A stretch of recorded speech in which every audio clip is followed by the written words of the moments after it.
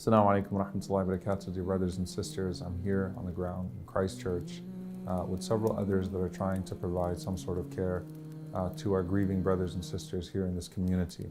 A community that did not expect to have this type of chaos visited upon it, but a community that also now has connected with its broader community in the Muslim Ummah, as well as its broader community in humanity, with millions of hearts broken and people pouring out in love and support. If there's one angle that I could take to this where I could hopefully impart upon you something that would be meaningful. Our attention spans are very short now, so we move on from tragedy to tragedy. We move on from news item to news item. We move on from victim to victim, from massacre to massacre, from attack to attack. And one of the things that we don't get a chance to do is to actually have an involved relationship with the people that we are grieving for and grieving with. And so a lot of times you see a picture pop up of a victim and you type, "May Allah have mercy on you," or "May Allah have mercy on him," or "May Allah have mercy on her." But did you actually take the time to verbalize, to actually say that dua, to say that supplication, or was it just a matter of typing it? A lot of times you click share, you forward without even really taking a moment to get involved. I can tell you that being here, being able to actually hug people as we are helping them put their loved ones to rest, one of the things that it does is that it allows us to feel close to them. And they're cried out. They've already cried everything that they could possibly cry. But it allows us to feel like we're with our brothers and sisters. We're not just from a distance just saying, I hope you're well and may Allah grant them shahada.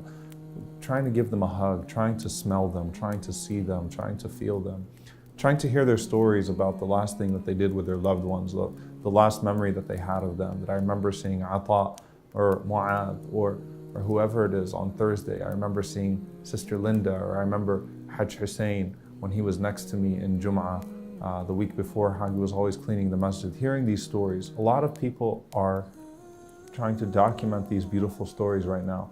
Take the time for each and every single individual story to stare at that face for a little bit, to read that story, to read about that person, to feel a sense of closeness to that person, and then immerse yourself in dua for each individual. Don't just say, "Oh, Allah have mercy on them."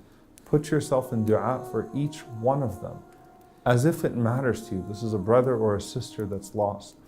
Do not become disconnected. Disconnected from your Lord, disconnected from your brothers and sisters, disconnected from your heart, disconnected from yourself. Involve yourself in them. Immerse yourself in them. Dive deep into their stories. Connect yourself with them. And the reason why we're here is to hug them, to feel close to them. Nothing brings you closer to them than dua. Nothing that you can offer them in terms of a hug here is something that Allah cannot offer them of mercy and love and comfort from above the seven heavens. So please continue to pray for them, involve yourself with them, and develop a resolve. The blood of these martyrs is what will water the seeds of hope for us as a community to grow and to give hope to the world around us that we need to move beyond this, that these tragedies have to stop. But as these tragedies continue and as we move beyond the tragedy, we don't forget the people that were lost in the tragedy. So please keep them in your dua, keep them in your supplication, involve yourself in them, involve yourself with their families. May Allah subhanahu wa ta'ala protect their families, have mercy on them. May Allah have mercy on those that have passed away, grant them martyrdom, and may Allah subhanahu wa ta'ala gather all of them in the gardens of Jannat al-Firdaus of tranquility and the companionship of Muhammad sallallahu alaihi wasallam. And may Allah subhanahu wa ta'ala allow us to also not be deprived of that reward and not be deprived of the mercy that would connect us to these blessed people.